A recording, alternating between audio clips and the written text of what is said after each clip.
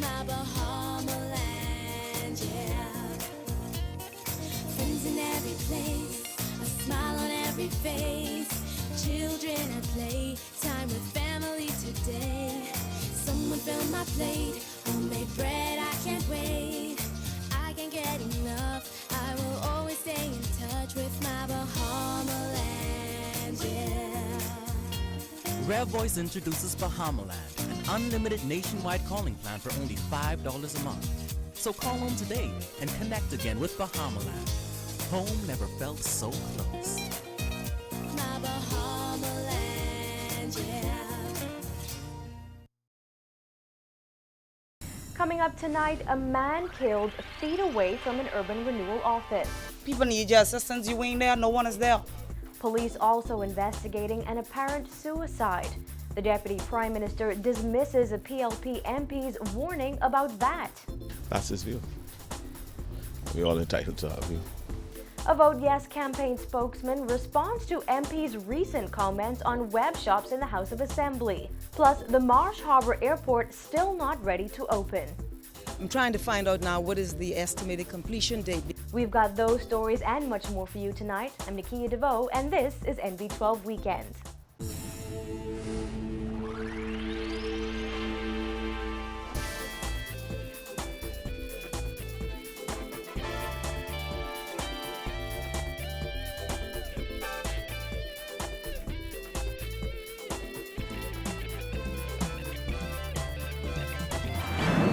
Good evening, everyone. Thanks for joining us here at Cable 12 Studios. Topping news this Sunday evening, residents in the Engliston area are outraged after a man was gunned down just feet away from an urban renewal office. Neighbors say the victim was lying in the middle of the street, suffering from multiple gunshot wounds a while before authorities responded.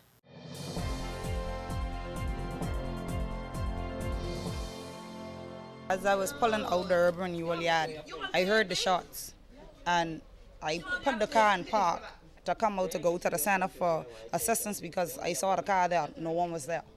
That was a resident of the area who told NB12 she was shocked that such a brazen crime would be committed in front of an urban renewal office. She was also outraged that no police officer was in the center at the time of the shooting. According to Superintendent Stephen Dean, the man was shot around 11:30 this morning at Moore Avenue. When police arrived on the scene, they met a man suffering from multiple gunshot wounds. The victim was rushed to hospital, where he died a short time later. Just the preliminary information is telling us now that the male was visiting a relative at Moore Avenue when he was approached by two men on a motorbike who shot him and sped off. However, another resident at the scene said the gunmen were in a vehicle. She did not want to show her face either, but gave us her account of this morning's events. They pulled up right here at the tire shop, like they came for a tire, and then they just came out and opened fire. I heard when the shot went off, like I said, but I saw when he ran, and then the gentleman ran behind him. Then he ran again. Then the gentleman ran back a different way, and then when he come to try to run back in the yard, that's when I saw him drop, and then I ran to him to assist him. But then when I dialed 911, they was taking too long to answer me, and I came outside screaming for other help from the community. I saw blood coming from the side and some blood coming from up here to the chest. The victim's neighbors say they don't feel safe in the area, even though they live so close to an urban renewal office. Why have the car park up by the center if no one there? You for the community, people need your assistance. You ain't there, no one is there. You understand? So were you surprised that an incident happened right in front of urban renewal? Yes, ma'am. And then that ain't even the surprising part. For the patrol car to be there, making the community feel that there's officers there in case anything happened to assist you, and then you knocking on the door for assistance, no one is there. Now, police have not yet identified the victim. However, his neighbors say his first name is Dominic, but would not give us any more details. Dean says police are confident they will catch the men responsible for this latest murder and had this message for the culprits. The person who is responsible, if you're watching us, if you're not hearing it, to turn yourself into the nearest police station immediately. Police were called to the scene of another murder this afternoon. A man was shot to death on East Street South near Porky's gas station. According to police, the incident happened shortly before 5 p.m. Crime scene investigators were still processing the crime scene up until news time. We'll have full details on this murder in tomorrow's Nassau Guardian. Police are also investigating the death of a 24-year-old man who they believe committed suicide sometime this morning. The young man, who neighbors identified as Nathaniel Gibbs, was found dead in his apartment off Adelaide Road in the Coral Harbour area around 10:30 this morning. The responding officers, upon arrival at the scene, they met the lifeless body of a male hanging from a piece of rope on a treadmill. At this point in time, we are treating this as a suicide investigation. We are still in the preliminary stage, doing some investigation, interviewing people. But police are still asking any members of the public who may have information on this incident to contact them. Neighbors say Gibbs lived in the apartment for just 2 months. Several of them told us the 24-year-old was mentally ill. Well, Dean also told us that police were busy this weekend getting several suspected murderers off the streets. Another man was arrested in relation to the December 27th mass shooting at Fox Hill that left 4 people dead. Shaquille Demerit, Claudzino Davis, Shanique Sands, and Eric Morrison were all killed when the occupants of a gray car opened fire on the crowd at Freedom Park. 7 others were injured. Now, Dean says the latest suspect will be charged in a magistrate's court tomorrow at noon. Well, 2 men have already been charged in connection with the incident. 29-year-old Peter Roll and 25-year-old Jermaine Curry were charged with murder and attempted murder last month. Police also have 2 men in custody for last week's murder in Exuma.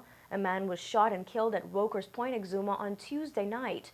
The 23-year-old victim was inside his home after 10:30 p.m. with another man when 2 men entered the residence where the victim was and had a conversation with him. Police said the men then shot the victim, hitting him multiple times. The 2 suspects are also expected to appear before a magistrate this week. In other news, Marco City MP Greg Moss had warned last Thursday the Progressive Liberal Party will lose the next election if it moves forward with plans to implement value-added tax. But according to Deputy Prime Minister Philip Brave Davis, that won't happen. Dana Smith has that story. Moss slammed the government's plans to implement value-added tax as unpatriotic and a betrayal. But the Deputy Prime Minister said Moss is entitled to his own opinion, even though Davis doesn't necessarily agree with it. That's his view. We're all entitled to our view. Marco City MP Greg Moss warned his party in the House of Assembly, quote, "Pass this and we lose the next election." He was referring to the government's plans to implement value-added tax. Moss had told his fellow party members, "I don't know where the rest of you all are, but I'm on the ground." However, Davis said any number of things could contribute to an election loss, and it's not always easy to pinpoint one. What contributes to a governing party losing an election could any number of factors, and it's difficult to say exactly what it'll be. But ultimately, Davis said he doesn't believe that that will lead to a PLP defeat in the next general election, as the government is only making decisions in the best interests of the public. But that is his view. I don't know that I share that view, because we are making what we are doing at the end of the day, making a decision that's in the best interest of the Bahamian people. Once they see that the decision we're taking are in their best interests, they, I think, will not be voting against their interests and voting us out. Last Thursday wasn't the first time Moss had spoken out against his own party. Last month, he took the government to task for debating what he called nonsense rather than focusing on issues such as crime and taxation. The government is still moving towards the July 1st VAT implementation date. For NB12 Weekend, I'm Dana Smith. After already facing months of delays, the new Marsh Harbor International Airport will not open this month as expected. Minister of Transport and Aviation Glenys Hannah Martin says work on the airport has recommenced, but it will take several weeks to complete. I'm trying to find out now what is the estimated completion date, because there are ramp works that have to be done, not just terminal works. And I'm told those ramp works will take about 6 weeks. The Ingram administration broke ground on the Leonard M. Thompson International Airport in September 2011. The airport had an original budget of $27 million and was originally scheduled to open in October 2012. The airport's opening was later delayed to July 2013 and then to December 2013. The date was once again pushed to January, and then after additional deficiencies were discovered, Director of Works John Canton told our news team that the airport may now open sometime in February. But Hannah Martin said that won't happen and says the delay was due to design problems and other issues. One of them was that the internal staircase did not meet the code standards, I'm told. It had to be demolished, reconstructed, and then there were some change orders about specifications, and all of these things have led to delay. There's no word on when the airport will be ready, but the aviation minister says her ministry has completed its task to get the airport ready for operation and has approved hiring. The next step, she says, is training. I'm watching the timing of the construction because we're timing it with the engagement of security and training of security staff.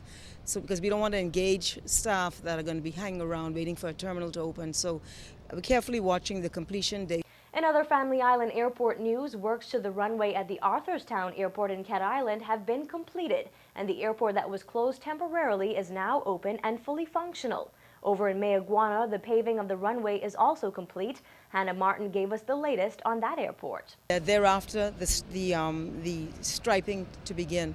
I'm not sure. That would take a few days for that to be completed. And the latest on plans for stem cell research in the Bahamas. We've got those stories and more when NB12 Weekend returns.